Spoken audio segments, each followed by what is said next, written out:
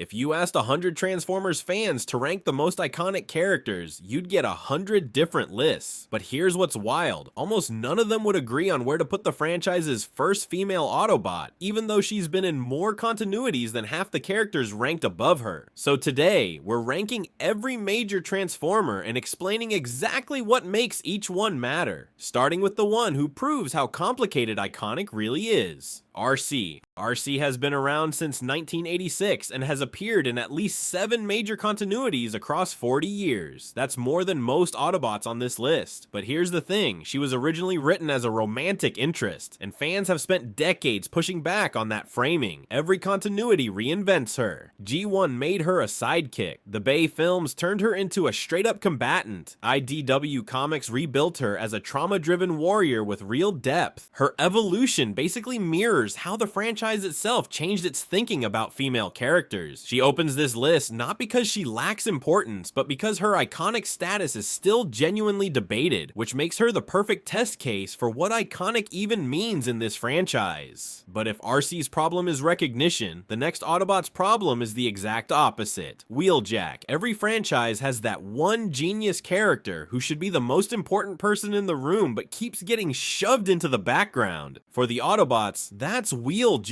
In G1, this guy was the resident mad scientist. He built the Dinobots. He designed experimental weapons that were either brilliant or catastrophically dangerous, sometimes both in the same episode. His whole deal was pushing Cybertronian technology past its limits. And honestly, that's one of the coolest character concepts in the entire franchise. But here's where it gets frustrating. Nobody seems to know what to do with him. The Bay films brought him in as K, a quirky inventor who got unceremoniously killed off before he could do anything meaningful. IDW Comics leaned into his darker side, portraying him as an obsessive scientist willing to deploy dangerous tech regardless of collateral damage. Cool concept, barely explored. Wheeljack is proof that a great idea doesn't guarantee great screen time. But at least he's alive in most continuities, which is more than you can say for the next Autobot on this list. Ratchet. Nobody's first favorite Transformer is Ratchet. That's just a fact. He started as a background medic in G1, barely getting lines, let alone storylines. But here's the thing, he quietly became one of the best written characters in the entire franchise. Across at least 8 major continuities, Ratchet evolved from forgettable support role to the moral conscience of the Autobots. In the Bay films, he's the grounded heart of the team, delivering moments that actually feel real in movies about giant robots punching each other. Transformers Prime took it further, giving him a full emotional arc as a surrogate father figure. And IDW, they gave him genuine psychological trauma and a backstory so tragic that fans regularly argue he's more compelling than characters with triple his screen time. Ratchet is proof that the grumpy medic archetype works when you let it breathe. But not every fan favorite gets that luxury. Just ask Jazz. Jazz was the cool one. In Generation 1, he was the Autobot you actually wanted to hang out with. Street smart, quick with a line, smooth under pressure. He had more personality in his voice alone than half the roster had in their entire character bibles. The special ops agent who felt less like a soldier and more like the guy who knew every shortcut in the city. And then 2007 happened. Michael Bay's first Transformers film took this beloved, iconic character and had Megatron rip him in half, on screen. And yeah, Jazz went down swinging. He told Ironhide and Ratchet to fall back, stood his ground to protect fleeing humans, and hit Megatron with a "you want a piece of me" before getting torn apart like scrap metal. But that's almost worse. He did everything right, and it didn't matter. It told audiences that nobody was safe in this continuity. Fan favorite status meant nothing. Here's the thing, Jazz is most famous for dying. A character with decades of personality reduced to a single brutal moment. And the worst part? Nobody's properly brought him back since. Modern continuities keep him on the bench, wasting one of the most charismatic Autobots ever created. But if Jazz's death felt sudden, wait until you meet the Autobot whose entire identity was built around being too tough to kill. Ironhide. Here's a weird thing to be able to say about a Generation 1 character. The remake is better than the original. Ironhide in G1 was the Autobots' security officer. Tough, loyal, dependable. But honestly, not that interesting. He filled a role more than he occupied a personality. He was the guy who punched things and said gruff stuff, and that was about it. Then the Bay films came along and built him from scratch into something the franchise had never really had before. An aggressive old soldier. A bot who genuinely enjoyed combat. combat, who'd point cannons at a human just for looking at him wrong, who treated every situation like it was 3 seconds from becoming a firefight. That personality didn't exist in G1, Bay's team invented it, and it worked so well that it became the definitive version of the character, influencing every Ironhide that came after. Transformers Prime took it even further, keeping the signature toughness but layering an actual emotional vulnerability. You got a version of Ironhide who could be both the hardest fighter in the room and genuinely affected by loss. That's Range, which makes his death in Dark of the Moon so frustrating. He didn't go out in some heroic last stand. He didn't get a final fight. Sentinel Prime, the bot the Autobots literally just rescued, turns around and shoots him in the back. One of the live-action continuity's most beloved characters, and he gets killed by a betrayal he never saw coming. That's not a send-off, that's a sucker punch. But if Ironhide got reinvented by Hollywood, the next Autobot got reinvented by comic book writers, and the results were way more controversial. Well, every faction needs someone willing to say the thing nobody wants to hear. For the Autobots, that's Prowl. He's been their tactical officer since G1, a cold, logical, stoic police car who runs the numbers while everyone else runs on emotion. He's appeared in at least 7 major continuities, including a central role in Transformers Animated, where he actually got a substantial character arc, complete with cyber ninja training, a mentor's tragic death, and a heroic sacrifice in the finale. But here's where Prowl gets genuinely interesting. The IDW Comics took this dependable background officer and turned him into something uncomfortable, a morally compromised strategist willing to manipulate allies, pursue deeply questionable tactics, and cross lines that most Autobots wouldn't even acknowledge exist. He wasn't a villain. He was an Autobot who believed the ends justified the means. Every single time. That version split the fanbase clean in half. G1 purists want their reliable tactician back. Modern fans argue the gray area Prowl is the most compelling version precisely because he makes you question what hero actually means. Sometimes the best character writing is the kind that makes you uncomfortable, but if moral complexity is the conversation, wait until we talk about the bot who inherited a legacy he never asked for. Hot Rod walked into the 1986 Transformers movie as a cocky, impulsive kid and walked out as the most divisive character in franchise history. Because this is the guy who, depending on who you ask, either represents the boldest storytelling decision the franchise ever made, or single-handedly ruined everything by getting Optimus Prime killed. Here's what happened. During the battle with Megatron, Hot Rod intervened at exactly the wrong moment, giving Megatron the opening to fatally wound Optimus. Then, almost immediately after, Hot Rod inherits the Matrix of leadership and becomes Rodimus Prime, the new Autobot leader. Optimus is dead. This random kid is in charge now. Fans lost their minds, and honestly, they never fully recovered. The divide is still real decades later. One side sees Rodimus Prime as a legitimate successor arc that gave the franchise genuine stakes. The other side sees a character who never filled the shoes and never deserved them in the first place. But here's where it gets interesting. IDW Comics lean directly into that tension. Their Hot Rod is neurotic, ambitious, and painfully self-aware that most people think he shouldn't be leading anything. That psychological weight, the insecurity of knowing you're the replacement nobody wanted, turned him into one of the most compelling characters in modern Transformers storytelling. And yet, modern continuities have largely sidelined him, which feels like a waste, because love him or hate him, Hot Rod's Matrix storyline remains one of G1's defining dramatic moments. But if you think Hot Rod had identity problems, wait until you meet the Autobot who solved his by becoming a dinosaur. Grimlock me Grimlock King. You know the line. Everybody knows the line, and that's exactly the problem. Grimlock has been around since 1984, making him one of the oldest characters on this entire list. He transforms into a T-Rex, leads the Dinobots, and speaks in broken third person. It's iconic. It's fun. But here's the thing, it's also become a trap, because depending on which version you've seen, Grimlock is either a legitimate tactical leader with real battlefield intelligence, or he's a punchline. The Bay films leaned hard into comedy. G1 played him as simple but fierce, and fans have been arguing about which version is real for decades, but nobody talks about the IDW version. In those comics, Grimlock is a traumatized warrior carrying genuine psychological weight. He's not stupid, he's damaged. There's a version of this character that's one of the most psychologically complex Transformers ever written, and most people have never seen it because the Me Grimlock jokes are easier to sell on a lunchbox. That's the real debate. Is the comedy version charming, or is it an insult to a character who deserves better? But if you think one Transformer causes arguments, wait until you see what happens when 6 of them merge into one, Devastator. Everything we've talked about so far has been one robot, one personality, one character. Devastator broke that entire framework. 6 Constructicons, each with their own alt mode, their own personality, their own role, merging into a single massive warrior that towered over everything on the battlefield. When he debuted in G1, it wasn't just a new character, it was a new concept. The combiner mechanic changed how Hasbro designed toys, how writers built storylines, and how fans thought about power scaling for over 40 years after his introduction. And the idea itself is genuinely fascinating. 6 individuals sacrificing their autonomy to become something stronger. IDW actually explored this in depth, giving each Constructicon a distinct voice and making the internal conflict of 6 people arguing inside one body into compelling drama. But here's Devastator's curse. He shows up, he looks incredible, and then he loses. Almost every time. The franchise treats him like a spectacle rather than a genuine threat. His win record is embarrassing for a character of his size. Still, his conceptual legacy is untouchable. Every combiner that came after him exists because he proved the idea worked. But if you think a 6-robot fusion is intimidating, wait until you meet the Decepticon who makes Megatron look emotional. Shockwave. Every other Decepticon wants something. Power, revenge, recognition, respect. Shockwave doesn't want anything. He just calculates. That's what makes him terrifying. Introduced in G1 as a Decepticon scientist and strategist, Shockwave is one of the most visually distinctive designs in the entire franchise. Single Cyclops eye, gun for a hand, 0 expression. He looks like a weapon because that's exactly what he is. But his real danger isn't physical, it's philosophical. Shockwave doesn't commit atrocities out of malice or ambition. He does it because the math says it's the most efficient path to victory. There's no anger to appeal to, no ego to exploit, no emotion to manipulate. Just cold, clean logic pointed at you like a barrel. He's appeared across at least 7 major continuities, with standout roles in Transformers Prime and the 2011 Bay film. Fans felt the Bay version was massively underused considering how threatening his introduction made him seem, but IDW gave him the treatment he deserved, portraying a character whose tragedy is that he doesn't experience his own actions as tragic. He simply follows the optimal path. Fans consistently rank him as more intimidating than villains with twice his screen time. And honestly, they're right. The scariest villain in the room is the one who isn't performing. He's just doing what the numbers tell him to do. But if Shockwave is defined by silence and logic, the next Decepticon is defined by something eerily similar, except he's always listening. Soundwave. There's a reason Soundwave is one of the most beloved Decepticons ever created, and it has nothing to do with how much he talks, because he barely talks at all. Introduced in 1984 as the Decepticon Communications Officer, Soundwave's original gimmick was brilliant. He transforms into a cassette player and literally carries other Transformers inside his chest. Pop him open and out come Laserbeak, Ravage, Rumble, and Frenzy, each one a deployable weapon with its own personality. No other Transformer works like this. He's not just a soldier, he's an entire squad. But here's where it gets interesting. Soundwave's monotone, filtered voice, and near-silent efficiency aren't just cool design choices. In IDW's comics, they explored why he's like this, and the answer is genuinely tragic. Soundwave isn't loyal to Megatron because he chose to be. He's loyal because his entire existence was built around servitude. He may literally lack the autonomy to be anything other than what he is. That reframes everything. What looks like unshakable devotion might actually be a character who never had a choice in the first place. Across 8 major continuities, Soundwave remains one of the most recognizable Decepticons ever designed. Fans love him because he says less and does more than almost anyone in the franchise. But if Soundwave defines loyalty, the next Decepticon defines the exact opposite. Starscream. Every franchise needs a traitor, and Starscream has been auditioning for the role since 1984. He's Megatron's second in command across at least 9 major continuities, and in nearly every single one, the script is the same. Plot against Megatron, fail spectacularly, get punished, do it again next week. Here's the thing, that cycle sounds like a joke, and honestly, sometimes it is. But the best versions of Starscream hold comedy and tragedy in the same hand. He's ambitious enough to believe he deserves to lead, insecure enough to sabotage himself every time he gets close, and too stubborn to ever stop trying. The Bay films made him more physically threatening, which worked for those movies. But Transformers Prime is where Starscream became a genuinely complete character. That version leaned into his insecurity, his desperate need for validation, his pathetic scrambling for power, and somehow made you feel sorry for him without ever letting you forget he's a backstabbing coward. It took a character that could easily be annoying and made him sympathetic. That's hard to do. He's one of the most quoted characters in the franchise and the definitive treacherous subordinate archetype. Other shows and games have been borrowing that template for decades, but if Starscream's ambitions feel cosmic in scale, wait until you meet the character who literally eats planets. Unicron. Before Unicron showed up, Transformers was a Civil War story. Autobots versus Decepticons, fighting over energon and ideology on a dying planet. That was the ceiling. Then the 1986 film introduced a robot the size of a planet who eats entire worlds for breakfast. And suddenly, the ceiling didn't exist anymore. Unicron didn't just raise the stakes. He fundamentally changed what Transformers was allowed to be about. Here's the thing. When your villain is so catastrophically powerful that Autobots and Decepticons have to stop trying to kill each other and fight together just to survive, you've moved beyond a faction war. You've entered cosmic horror territory, and the franchise never fully came back from that shift. It didn't want to. What makes Unicron genuinely fascinating is his relationship to Primus, the creator god of the Transformers. Unicron is chaos, Primus is order. That binary sounds simple, but it gave the entire franchise a creation mythology that multiple continuities have built on for decades. It's the deepest philosophical layer Transformers has, and it exists because of one character. Now, Unicron appears in fewer continuities than almost every other character on this list. IDW used him as a multi-dimensional threat across several storylines, and the 1986 film remains his most iconic appearance. But fewer appearances don't mean less importance. Every time he shows up, he warps the entire narrative around him. He's not a character you use often. He's a character you build toward. Fans who grew up with that 1986 film treat Unicron with near mythological reverence, and honestly, they should. His introduction remains one of the most dramatically effective moments in franchise history. But if Unicron represents the ultimate external threat to all Transformers, the next character represents something arguably more dangerous. The enemy who started the war in the first place. Megatron. Every franchise needs a villain. Very few franchises have one this good. Megatron has been the face of Decepticon leadership since 1984, appearing across at least 12 major continuities over 40 years. That alone is impressive. But what makes Megatron genuinely special isn't his longevity. It's the fact that his character actually changes depending on who's writing him, and almost every version works. His alternate forms tell the story on their own. A gun in G1, a T-Rex in Beast Wars, a jet in the Bay films. Each redesign reflects what power looked like to a different generation, but the real evolution happened in his writing. Here's where it gets interesting. In some continuities, Megatron is a straightforward tyrant, pure conquest, zero remorse. In others, he's a military strategist with ideological grievances that are genuinely hard to argue with. Sometimes he's both at the same time, and that's where the character becomes something special. The IDW comics made the strongest case. In that continuity, Megatron started as a revolutionary fighting against a caste system that literally assigned your role in society based on your body type. He was right, the system was unjust, but his solution was authoritarian militarism, and he convinced himself that crushed freedom was the same as delivering a revolutionary who became the exact thing he was fighting against. That's not a cartoon villain, that's a genuinely complex philosophical character. And here's the thing nobody expects to debate seriously: whether Megatron or Optimus Prime has more sophisticated character depth. It sounds obvious, it's not, but to understand why, you need to look at the one character who stands on the other side of that argument: Optimus Prime. 13 major continuities, 40 years of continuous storytelling, more screen time, more page time, and more cultural weight than any other Transformer ever created. And somehow, after all of that, Optimus Prime still isn't boring. That alone should be impossible. Characters who stick around this long become cliches. They get flanderized, reduced to catchphrases, stripped of anything that made them interesting in the first place. But Optimus Prime keeps finding new angles because every continuity asks a slightly different question about him. G1 gave us the reluctant leader who never wanted the Matrix but carried it anyway. The Bay films turned him into a philosophical warrior willing to make brutal choices. Transformers Prime explored him as a grieving mentor haunted by a war he couldn't end, and IDW did something genuinely brave. It asked whether Optimus Prime's heroism was real, or whether it was militaristic ideology dressed up in noble language. That's not a safe question to ask about your franchise mascot. And the fact that the comics asked it anyway and let the answer be complicated tells you everything about how seriously this character is taken. His death in the 1986 animated film was supposed to be a toy clearance decision. Move out old product, bring in new characters. Instead, it became one of the most emotionally devastating moments in children's media history. Kids wrote letters, parents called Hasbro. The franchise spent years dealing with the fallout of killing a character that people genuinely loved. Every version of him is someone's definitive Optimus Prime. G1, Bay, IDW, Prime, Cybertron. There is no consensus, and there probably never will be, because the character isn't defined by one interpretation. He's defined by what every interpretation shares: sacrifice, responsibility, and the weight of doing what's right when it costs you everything. That's what iconic actually means. Not recognition, not merchandise, not nostalgia. It means a character so fundamentally resonant that you can rebuild him from scratch every few years and he still works every single time. If you enjoyed this video and want to see more, click the video on the screen now.